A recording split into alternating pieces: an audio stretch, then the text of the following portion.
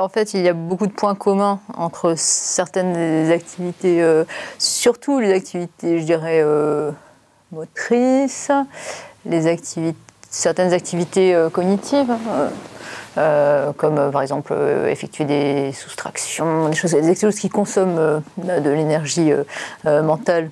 On peut trouver des points communs dans la façon que le cerveau a de fonctionner en fait, chez toute une population. Prendre un objet, donc faire bouger son bras, c'est quelque chose qui va faire intervenir l'hémisphère gauche principalement, un peu l'hémisphère droit aussi, dans des aires motrices qui sont très bien répertoriées. Donc si vous avez un IRM d'une personne, on peut distinguer sur un IRM où est le sillon central qui sépare les zones prémotrices et les zones motrices. Donc savoir identifier ces zones-là, et donc on saura quelles zones vont s'activer. Pour la personne. Après, l'étendue exacte des zones, ça va dépendre un petit peu des personnes, selon leurs expériences motrices qu'elles ont eues, la finesse avec lesquelles, je sais pas, un pianiste, mettons, un musicien va avoir des zones motrices de certains de ses doigts qui seront peut-être plus... avec une finesse peut-être plus détaillée que d'autres. Qui auront, eux, d'autres zones motrices qui auront une plus grande résolution, peut-être parce qu'ils sont capables de vraiment contrôler leurs muscles, d'autres parties du corps, de manière fine. Hein. Mais, donc ça, c'est déjà au niveau spatial. Donc on a vraiment des caractéristiques communes au travers de toute la population, qui est grosso modo les membres donc, qui sont codés à peu près au même endroit dans les aires cérébrales. On a fait cette expérience dans mon laboratoire il y a quelques années.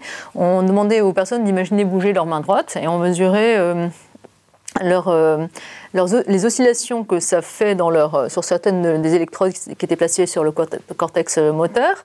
Pendant toute la durée du mouvement et de l'arrêt de l'imagination du mouvement, on mesurait leur activité cérébrale. Et on voit beaucoup plus de points communs pour une personne donnée, entre quand elle bouge réellement sa main ou quand elle imagine bouger sa main, qu'entre deux personnes différentes. C'est-à-dire que on serait presque capable de reconnaître la personne si on lui demandait de faire exactement cette tâche-là et qu'on mesurait ça. Mais que c'était répété un grand nombre de fois quand même. Parce que vous avez dit, est-ce que chaque fois que je prends cet objet, j'aurai exactement la même activité cérébrale? En fait, il y aura quelque chose de commun dans cette activité cérébrale, chaque fois que vous prendrez cet objet. Et donc, quand on fait des statistiques à travers toutes les répétitions de cette action-là, on est capable de repérer qu'est-ce qu'il y a de commun et de dire, voilà, ça c'est caractéristique de l'appréhension de l'objet. Par contre, à chaque fois que vous prenez cet objet, il y a peut-être d'autres activités aussi dans votre cerveau qui sont différentes à chaque fois que vous prenez l'objet.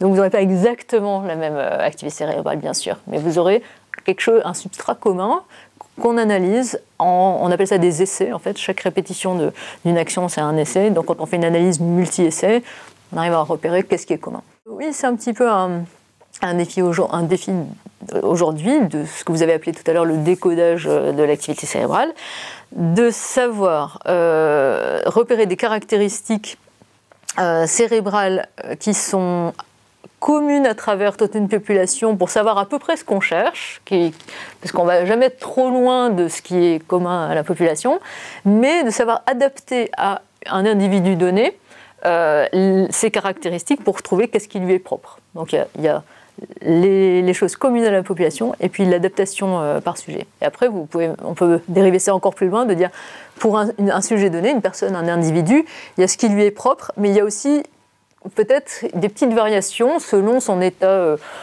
du jour, etc. Voilà, donc il y a toute une gradation de la particularisation qu'on peut faire des activités cérébrales.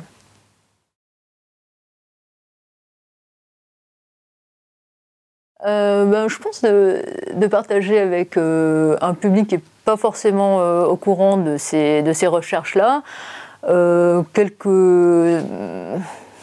quelques points saillants comme ça de ces recherches, quelques émotions aussi qu'on peut essayer de faire partager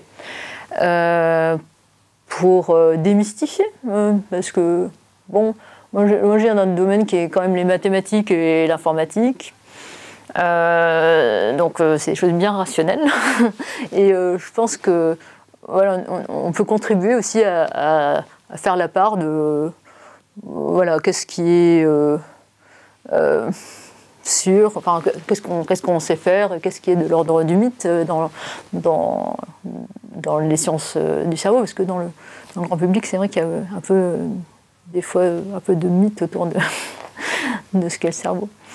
Après, nous, donc en tant qu'informaticien, mathématicien de l'INRIA, hein, on contribue à créer des outils qui permettent d'explorer le cerveau, mais on travaille en relation très étroite avec des neurologues, des biologistes, etc., qui, eux, peut-être savent mieux interpréter les signaux. Hein. Nous, on les aide à extraire des signaux qui vont être parlants, le plus parlant possible, et après, eux vont les faire peut-être mieux parler que nous, qui sommes plus proches des mesures et de la physique et ces choses-là.